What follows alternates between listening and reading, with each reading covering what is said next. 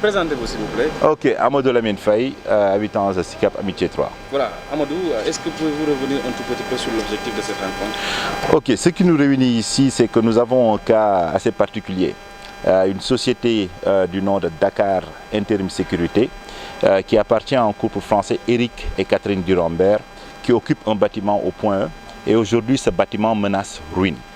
Malgré toutes les démarches que nous avons entamées au niveau de la préfecture, de la sous-préfecture, des démembrements de l'État pour qu'ils viennent regarder l'état du bâtiment et procéder à la démolition du bâtiment, rien n'avance. Ce bâtiment vous appartient? Nous sommes les propriétaires de ce bâtiment, effectivement. Comment? C'est la maison dans laquelle nous avons grandi et qui nous revient. Notre défunt père nous a laissés et depuis 2014, nous faisons des démarches pour voir l'état du bâtiment. Mais une fois sur place, nous nous sommes rendus compte qu'il y a un état de délabrement accéléré du bâtiment. Suite à cela, nous avons fait envoyer un cabinet d'experts pour qu'il fasse des études sur l'état du bâtiment. Et ce rapport a montré que le bâtiment est en état de délabrement accéléré. Nous avons preuve à l'appui. Pouvez-vous revenir un peu des démarches que vous avez menées? Pour la première des démarches que nous avons menées, c'était d'amener un huissier qui est parti sur place. Nous avons fait une demande au niveau de la préfecture de Dakar, de la sous-préfecture de Dakar, au niveau du ministère de l'Urbanisme. Nous avons aussi contacté la mairie de Fann Point Amitié et la mairie même nous a donné une autorisation de démolition. 2 ans se sont écoulés malheureusement, jusqu'à présent rien du tout.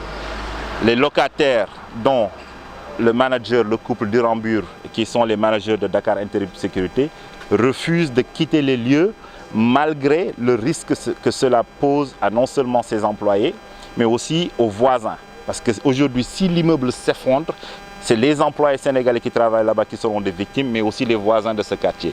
D'où l'importance de la présence du délégué de quartier ici aujourd'hui. Vous lui avez demandé de sortir? Au fait, ce n'est pas à nous de demander à M. Durambert de sortir, parce qu'il y a quand même la loi qui régit tout ça. Nous, ce qu'on a fait en tant que propriétaire, c'est qu'on a amené un huissier pour qu'il constate les faits.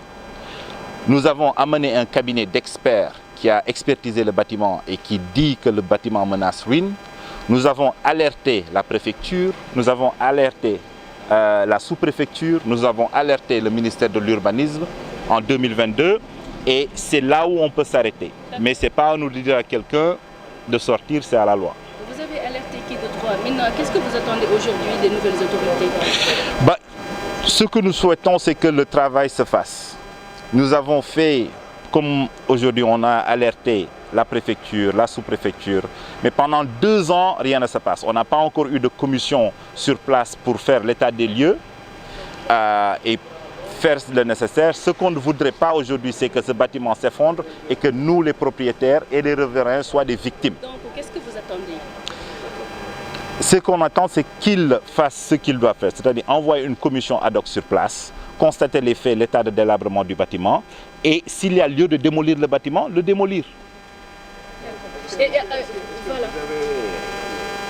que vous êtes allé en justice?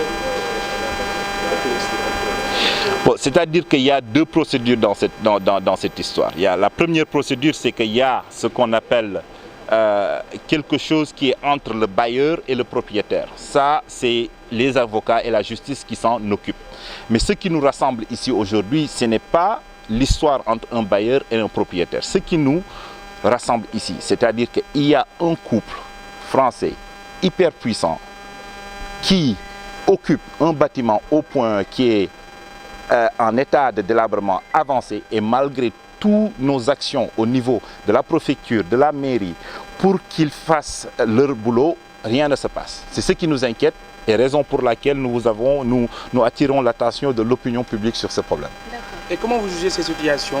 Un couple français s'impose ici au Sénégal? Écoutez, je ne veux même pas trop parler sur le fait du couple français, mais moi et nous ayant vécu à l'étranger, je sais qu'on ne peut pas partir dans un autre pays, occuper le terrain ou le bien d'autrui, détruire ce bien et que rien ne se passe. C'est-à-dire que en tant que Sénégalais, en tant que patriote, parce que quand même, pendant longtemps, on s'est battu dans ce pays pour qu'on ait notre souveraineté et nous nous battons contre l'injustice. Donc aujourd'hui, être des Sénégalais de bon timbre et que des étrangers nous malmènent dans le système, c'est vraiment écœurant. Merci. Merci. Merci.